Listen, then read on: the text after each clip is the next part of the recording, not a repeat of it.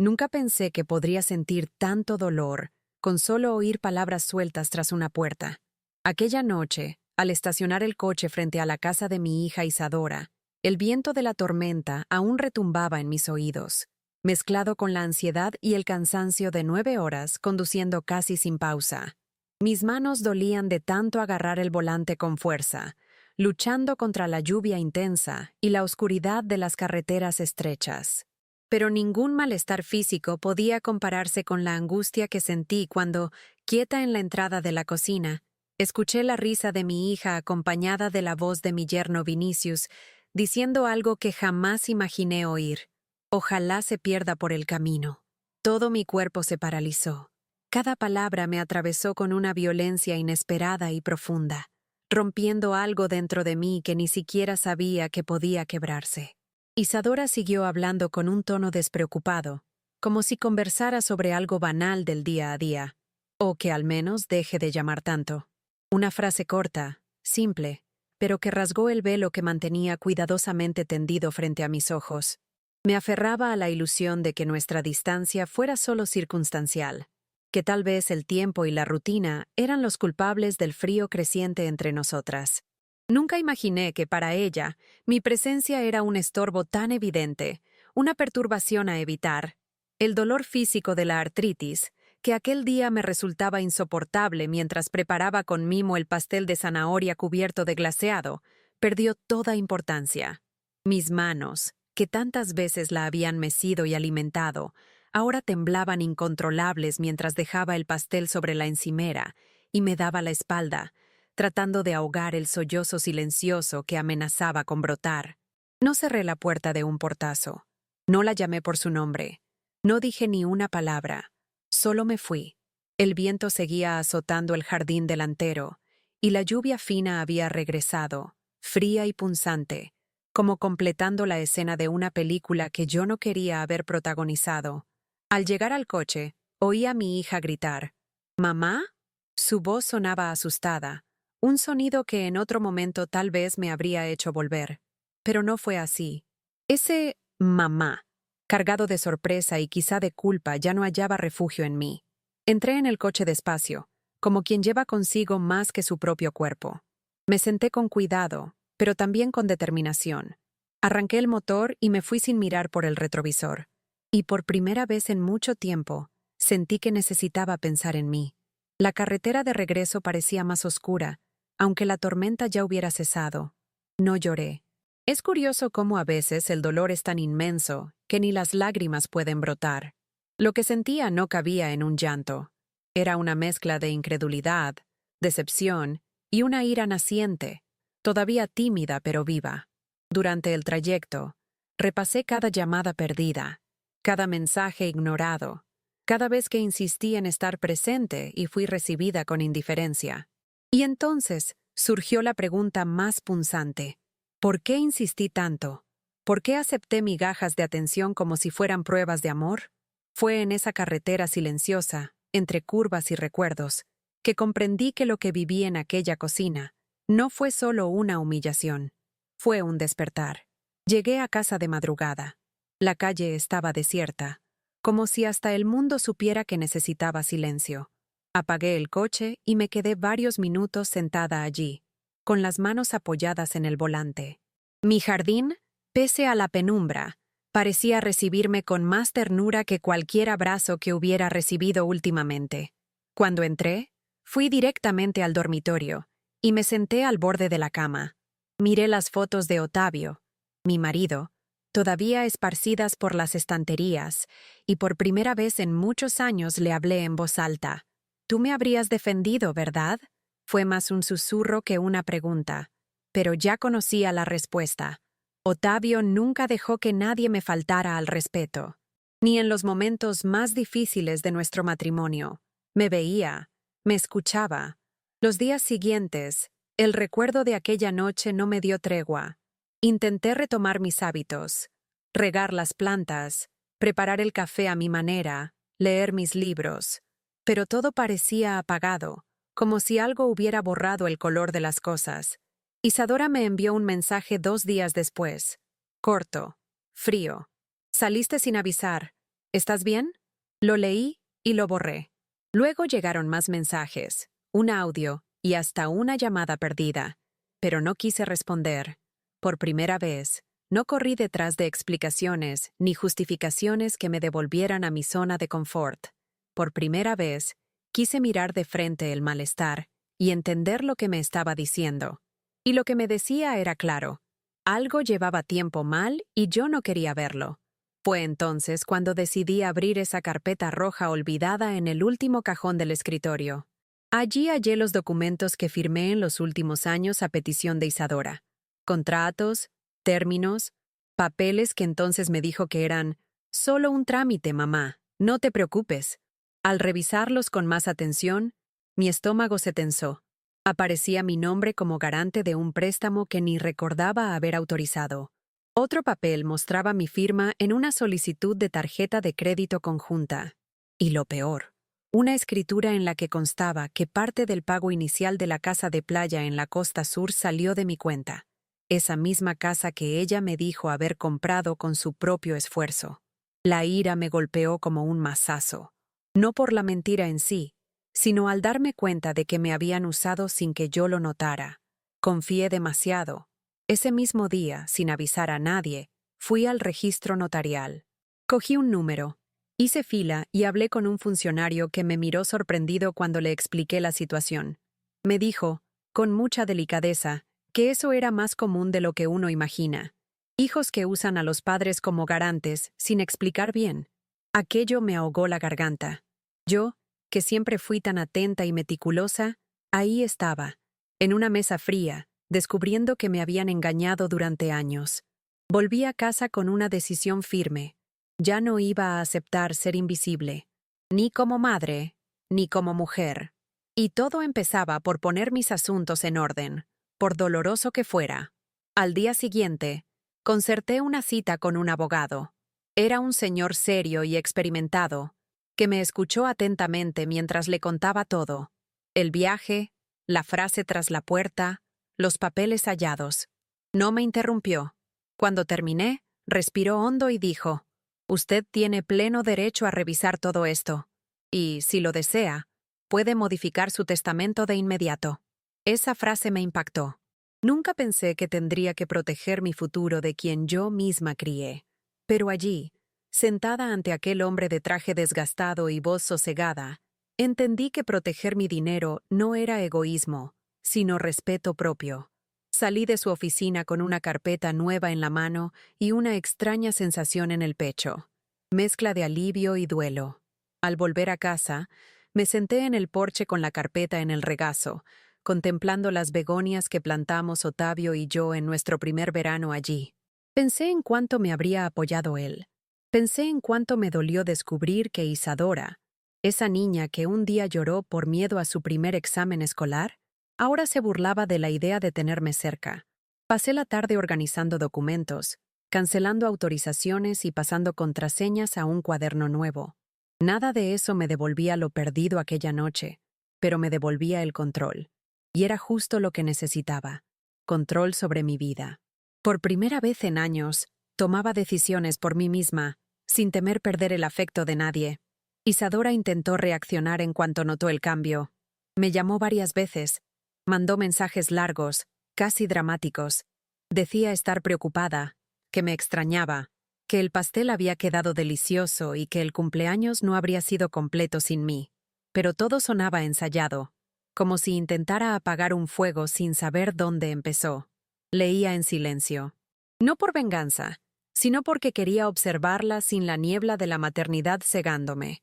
Y era ahí, entre líneas, en los audios cargados de disculpas y en las frases demasiado cuidadas, donde me daba cuenta de que le importaba más lo que podía perder que yo misma.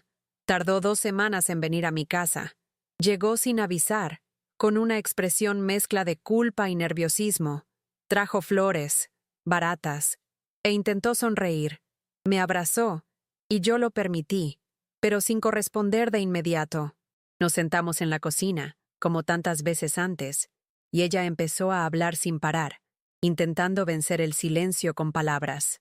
Dijo que no sabía que yo había oído la conversación, que solo bromeaba, que nunca me faltaría al respeto de verdad, pero con cada palabra más se desenmascaraba. La escuchaba, pero no aceptaba. Por primera vez, no dejé que mi amor de madre atropellara el respeto que merezco como persona.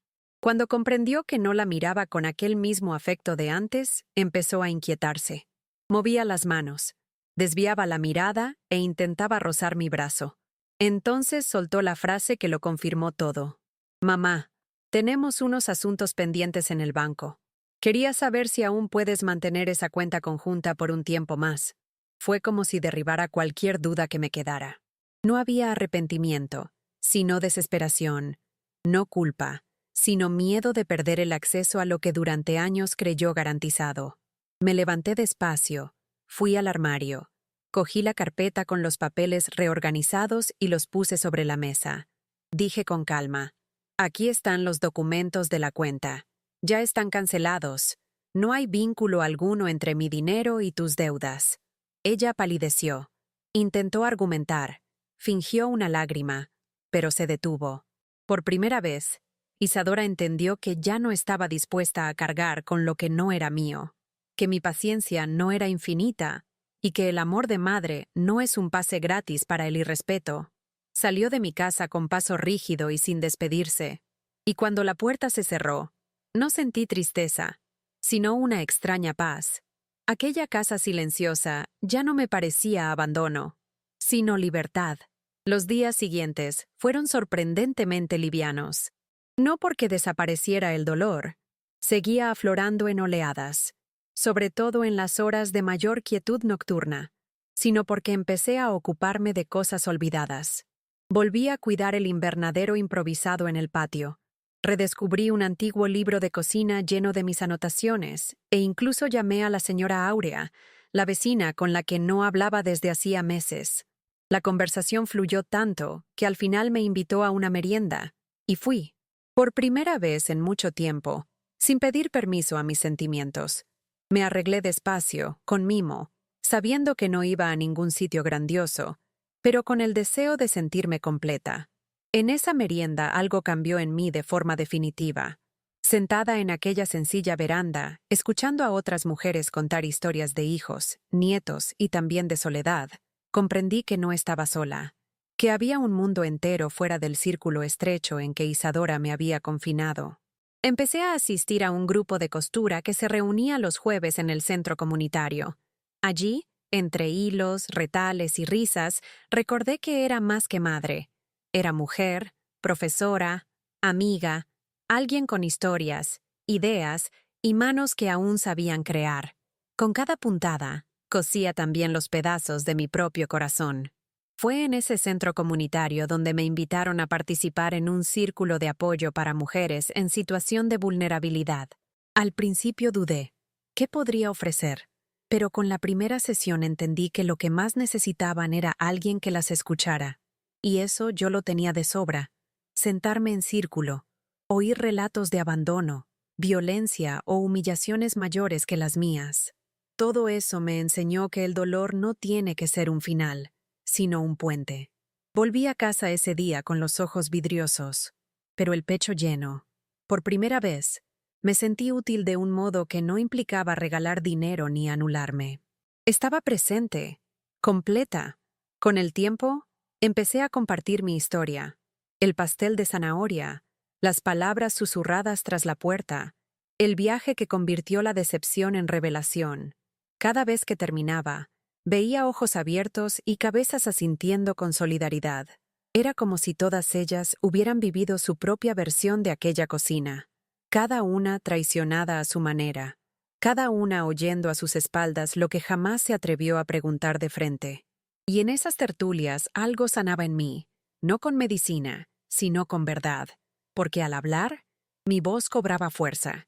Dejé de ser la madre humillada para transformarme en la mujer que se levantó. Tras casi 2 meses sin contacto directo, recibí otro mensaje de Isadora, corto pero diferente a los anteriores. Estoy embarazada. Nada más. Ni disculpa, ni petición. Solo esa frase seca, como si esperara que yo completara el resto. Mi impulso fue ignorarlo, pero algo en esas palabras me sorprendió. No el embarazo. Era algo esperado tras años de intentos, sino la manera de comunicarlo. Un grito ahogado, un SOS disfrazado. Esperé un día, dos. Al tercero respondí: deseo que todo vaya bien. Avísame si necesitas algo que no sea dinero. 2 semanas después, sonó el timbre. Era Vinicius, el yerno que rió deseando que me perdiera. Estaba pálido y preocupado. Me dijo que Isadora había sido ingresada por complicaciones en el embarazo y que ella pidió verme, que no insistiría si yo no quería. Guardé silencio unos segundos. Él no repitió la invitación, solo esperó. Tomé mi bolso, una blusa ligera, y salí con él. El trayecto al hospital fue breve, pero el silencio en el coche pesaba más que cualquier tormenta. No sabía qué encontraría, solo sabía que esta vez no era yo quien rogaba por un espacio. Al entrar en la habitación, la vi tendida, pálida, mirando fijamente por la ventana. Solo giró el rostro al percibir mi silla junto a su cama. Un silencio denso flotaba entre nosotras, como si ninguna palabra fuera capaz de llenar el vacío creado en aquella noche de cumpleaños. Finalmente habló con voz débil, sin adornos ni dramatismo. Pensé que nunca más volverías a mirarme. No respondí de inmediato. Me senté con calma, observé los hilos sueltos de la sábana y respiré hondo. Yo también pensé que nunca volvería a querer. Fue todo lo que pude decir. No hubo abrazos, ni lágrimas, ni promesas. Solo aquel nuevo espacio incómodo donde por fin comenzábamos a vernos como dos mujeres imperfectas tratando de sanar tras el daño. Ella cerró los ojos y respiró hondo, como si el dolor de ese momento trajera algo de alivio. Tras un rato murmuró: fui cruel.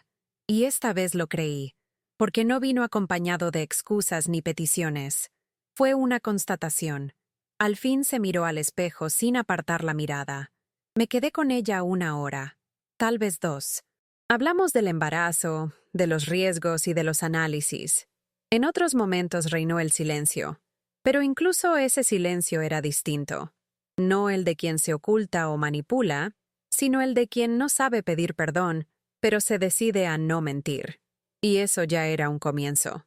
Los días siguientes volví varias veces al hospital, siempre en visitas cortas, llevando detalles. Agua de coco, un libro ligero, un hidratante de lavanda que le gustaba en su juventud. Nunca me demoraba. No por falta de cariño, sino porque comprendía que el amor necesitaba espacio para respirar, y si era posible, reconstruirse. Ella tampoco pedía que me quedara más. Respetaba mi tiempo, como yo aprendía a respetar el suyo. A veces era extraño, doloroso, este nuevo tipo de relación, pero era más sincero que cualquier afecto forzado de antes. Vinicius se mantuvo al margen, más contenido. Tal vez por vergüenza, tal vez por temor a estropearlo todo de nuevo. Evitaba cruzar miradas conmigo, pero agradecía mi presencia con un gesto leve, casi imperceptible, pero significativo. Meses atrás, jamás lo habría hecho.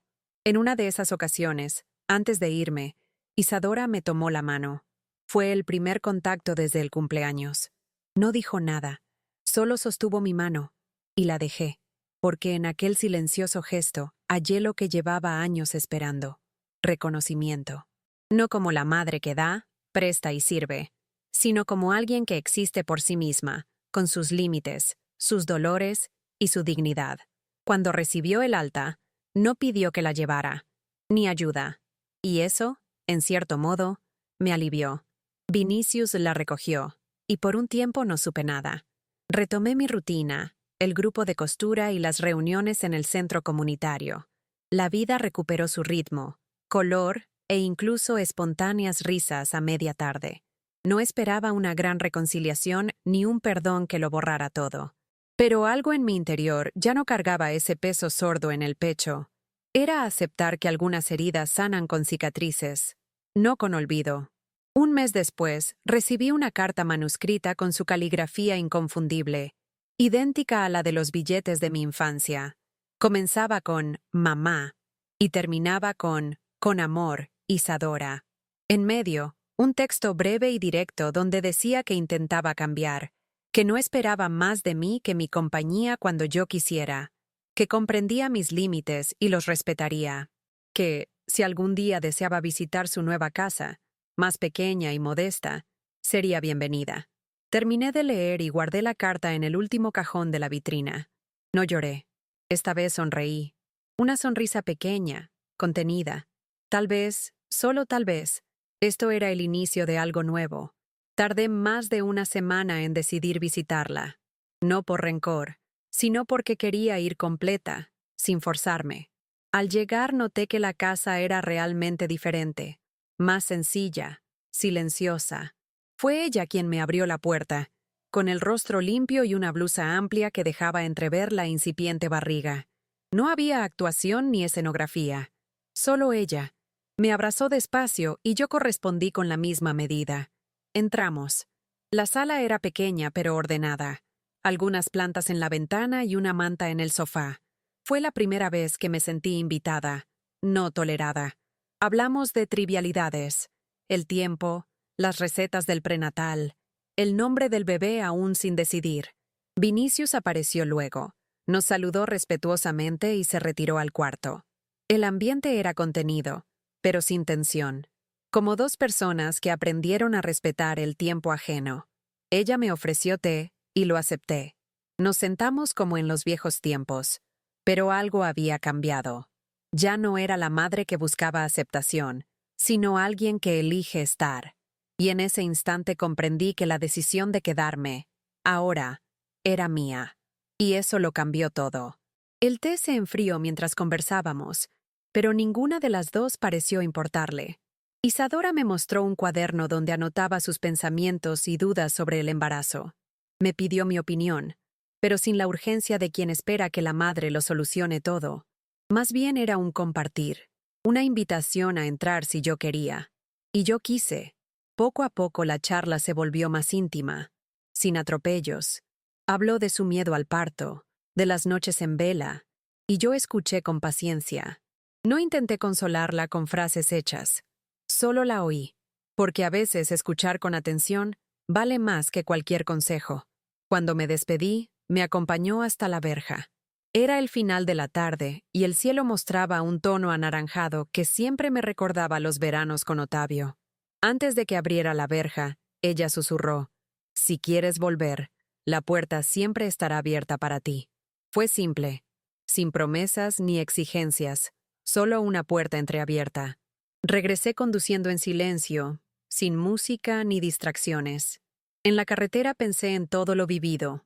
El cumpleaños, el pastel dejado atrás, las palabras que me hirieron, las decisiones duras. Y ahora, en mi interior, algo crecía. No una esperanza ciega, sino una serenidad. La certeza de que, tras lo vivido, no era solo una sobreviviente. Era alguien que había reconstruido su propio suelo. En los días siguientes, no hubo llamadas excesivas ni mensajes exigiendo mi presencia. Isadora parecía haber entendido que nuestro vínculo ya no se nutriría de presión o conveniencia. Era frágil, sí, pero verdadero.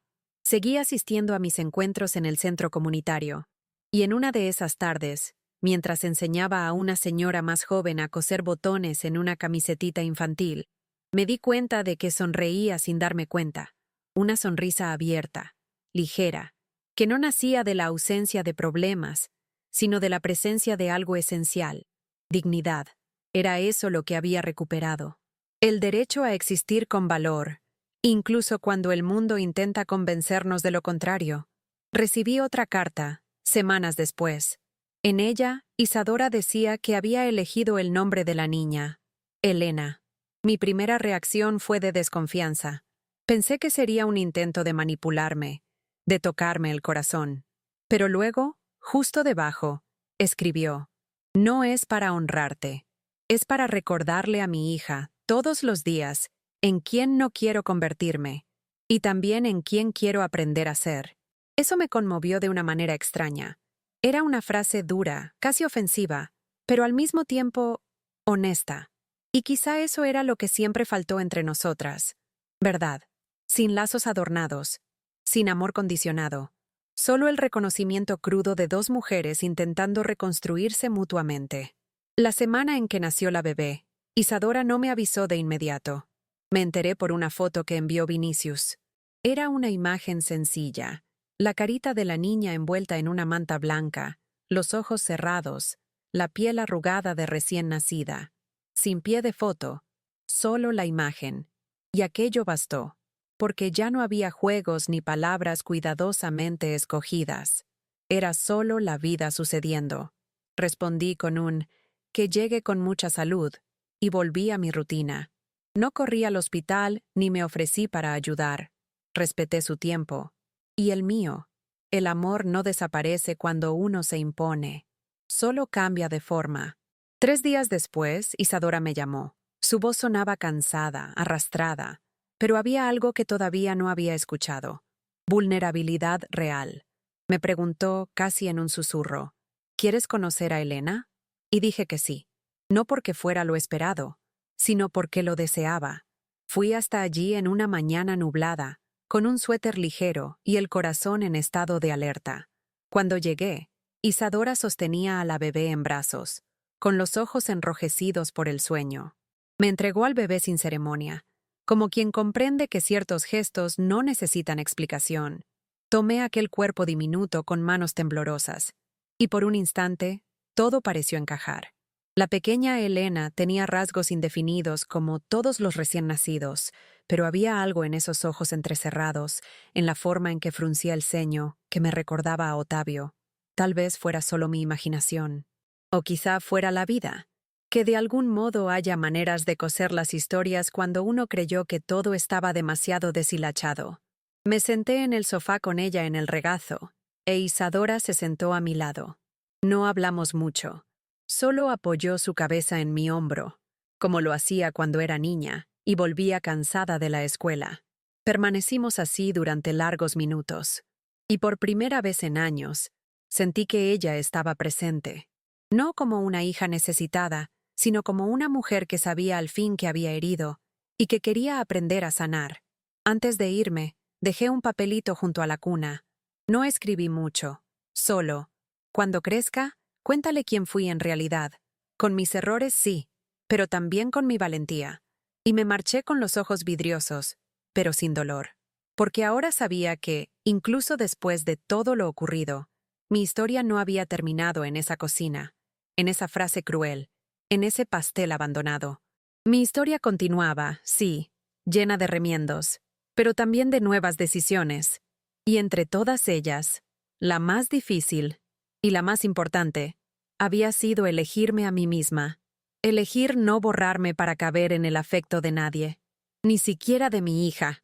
En los meses siguientes, mi relación con Isadora permaneció delicada, pero honesta. No había intercambios diarios ni promesas de un futuro perfecto. Había intentos, invitaciones a almuerzos sin obligación, mensajes que llegaban sin reproches, una foto de la bebé de vez en cuando, un comentario sobre cómo dormía mal o eructaba fuerte. Y, de vez en cuando, una pregunta sencilla. ¿Estás bien, mamá? Y yo decía que sí. No siempre era la verdad, pero bastaba, porque ahora ya no necesitaba justificar cada respuesta, ni correr a ofrecer lo que no me pedían.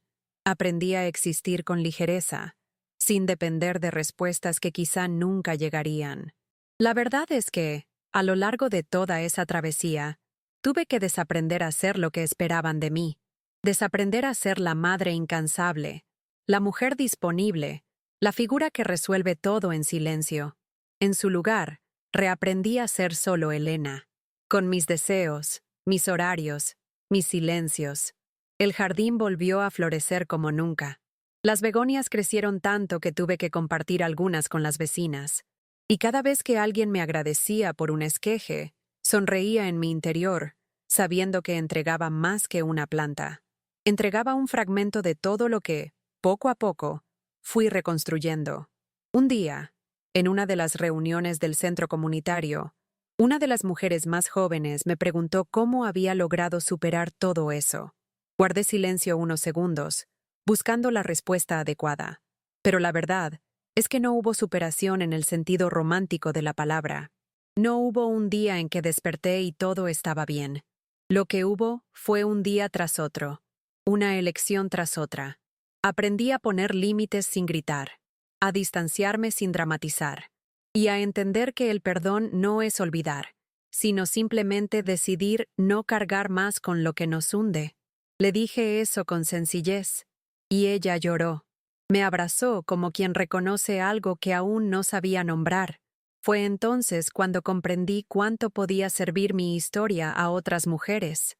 No como ejemplo de fortaleza, sino como recordatorio de que el dolor también enseña, y de que tenemos derecho a cambiar, incluso después de viejas, incluso después de todo. Empecé a escribir pequeños relatos, a plasmar memorias en hojas sueltas, cuadernos e incluso en papel de estraza. Algunos se convirtieron en textos que leía en los encuentros. Otros quedaron solo para mí, pero cada palabra escrita era como una semilla esparcida. Y fue así, entre palabras y silencios, que fui recogiendo los fragmentos de mí que creía perdidos. No porque alguien me los devolviera, sino porque finalmente fui yo quien salió a buscarlos. La primavera llegó sin anuncio ese año. Un calor suave, brisas constantes y flores abriéndose con más fuerza que de costumbre. Fue en ese ambiente que recibí, en un sobre rosa, la invitación al bautizo de Elena. Era sencilla, con su nombre escrito a mano y un versito al lado. Nada de pompas ni exigencias.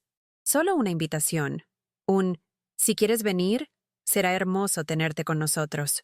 Leí aquello sentada en la veranda, con el sol calentando mis pies y el corazón latiendo con calma. Pensé en negarme, pensé en asistir, pensé en todo lo que ese gesto podría significar. Y al final, comprendí que no tenía que decidir en el acto. La elección podía esperar, como yo esperé tanto tiempo. El día del bautizo, me puse un vestido que a Octavio le gustaba. Uno azul claro, de tela ligera, con un broche antiguo prendido en el pecho. No era para impresionar a nadie, sino para recordarme a mí misma que aquella versión de mí seguía viva. La ceremonia fue sencilla, en una capilla pequeña del pueblo. Isadora me recibió con un beso en la mejilla. Vinicius estrechó mi mano con firmeza, y la pequeña Elena, en brazos de su madrina, me miró con esos ojos curiosos y oscuros. Nadie dijo nada extraordinario, pero percibí algo diferente. Una paz delicada flotando en el aire, como si todos supieran, sin necesidad de explicarlo, que allí comenzaba un nuevo capítulo. No perfecto, pero posible. Después de la ceremonia, fuimos todos a su casa. Un almuerzo sencillo: arroz, pollo al horno, ensalada de papas. Comida de gente de verdad. Nada de esos bufés exagerados que antes prefería. La mesa estaba llena, pero el ambiente era liviano. Conversaciones bajas, risas contenidas, miradas menos tensas. Isadora me ofreció un trozo de pastel, irónicamente de zanahoria con cobertura de chocolate. Nuestros ojos se cruzaron por un instante, y ella sonrió tímida. Lo hice con la receta antigua, dijo. Tomé el trozo, lo probé y asentí con la cabeza. No elogió ni critiqué, porque en ese momento, el sabor era el de algo más profundo. Un intento. Al caer la tarde y comenzar las despedidas, Isadora me llevó aparte. Elena dormía en el cochecito, con la cabecita ladeada y un mechón de cabello pegado a la frente. Gracias por venir, dijo. Y luego, con los ojos un poco vidriosos, añadió. Gracias por haberte mantenido en pie, incluso cuando yo intenté derribarte. No supe qué contestar. Solo tomé su mano por un instante y luego la solté, porque algunas heridas no necesitan tocarse de nuevo para ser reconocidas. Solo requieren mirarse con verdad. Y, por primera vez, sentí que finalmente ella me estaba mirando. No solo a mí, sino a ella misma también. De vuelta en casa, el cielo comenzaba a oscurecer en tonos lila y dorado que me recordaban los atardeceres de mi juventud. Conduje sin prisa, con calma. La carretera era conocida, pero mis pensamientos eran otros. A través de la ventanilla vi campos y montañas que parecían más vivos que nunca, y quizá lo eran. Porque cuando uno cambia por dentro, todo a su alrededor parece transformarse también. En lugar de repasar rencores o imágenes antiguas, pensé en las próximas reuniones de los jueves, en las semillas que aún quería plantar en el jardín. Por primera vez en mucho tiempo, regresaba de un encuentro familiar con el alma ligera, sin esa resaca emocional que siempre me acompañaba después. Eso, para mí, ya era un milagro. Al llegar a casa, dejé los zapatos en la puerta y fui directo a la cocina. Preparé mi té favorito, puse un disco antiguo para que sonara bajito y me senté en el sillón de la veranda. Cogí el cuaderno donde escribía mis recuerdos y anoté solo una frase. Me llamó mamá sin esperar que yo resolviera su vida. Cerré el cuaderno y observé las begonias mecerse con el viento. Allí, sola, no me sentí sola. Me sentí completa. Porque a veces, ser completa no es tenerlo todo, sino recuperar lo propio. Y eso era precisamente lo que había recuperado, fragmento a fragmento. Después de todo, a mí misma. En los días que siguieron, continué escribiendo en mi cuaderno, no para guardar rencores, sino para no olvidar quién era antes de todo y quién elegí ser después. Las palabras fluían con mayor facilidad, a veces al amanecer, con la luz colándose entre las cortinas, otras veces por la noche, tras apagar la radio. Escribía sobre las pequeñas victorias, decir no sin culpa, colgar el teléfono sin explicaciones, dejar de visitar sin remordimientos, cosas que parecen insignificantes, pero que, al sumarse, edifican una libertad inmensa. Libertad que ningún dolor, ningún abandono, ni ninguna decepción logró borrar. Una tarde de domingo, recibí una visita inesperada. La señora Áurea, con un pastel en las manos y una sonrisa amplia. Dijo que me extrañaba en las reuniones de los miércoles y que algunas mujeres preguntaban por mí. Me hizo gracia. Nunca imaginé que algún día echarían de menos mis palabras. Conversamos horas. Al final me dijo, Elena, no tienes idea de cuánto has ayudado a esta gente por existir tal como eres. Eso me conmovió profundamente, porque uno pasa la vida creyendo que solo vale cuando está sirviendo, cuidando y dándose hasta doler. Pero en ese instante entendí, existir con verdad también es una forma de entrega, y quizá la más difícil de todas. Aquella noche, antes de dormir, saqué del armario una caja antigua donde guardaba cartas, fotos y recuerdos de los tiempos con Otavio. Revisé todo con calma, sin prisa, como quien recrea un lugar querido. Encontré una foto nuestra en la puerta de la escuela donde enseñé durante tantos años. Yo con un vestido de lunares, él con esa sonrisa ladeada y los ojos entornados por el sol. Sostuve la foto largo rato, pensando en cuánto me habría apoyado en todo esto. No con frases hechas, sino con silencio y presencia, esas que solo quien ama de verdad sabe ofrecer. Guardé la foto y, antes de cerrar la caja, añadí algo nuevo. La carta de Isadora. Por primera vez, guardé un recuerdo suyo allí, no por nostalgia de lo que fuimos, sino como símbolo de lo que intentamos construir. Un espacio que reconoce el dolor, pero no se ata a él. La carta pasó a formar parte de mi historia, no como una disculpa perfecta, sino como un intento real de reconexión. Y quizá eso es lo que la vida nos enseña cuando no dejamos de existir con dignidad, que no es el arrepentimiento lo que salva, ni el tiempo lo que cura, sino lo que hacemos con lo que queda. Y yo, sinceramente, elegí continuar, con cicatrices, pausas y límites, pero también con ganas de seguir, a mi manera. Los meses siguientes transcurrieron sin grandes eventos, pero con muchas pequeñas alegrías. Recibir una foto de Elena sonriendo por primera vez. Recibir un esqueje de una vecina. Ser invitada a contar una historia en el grupo de lectura del barrio.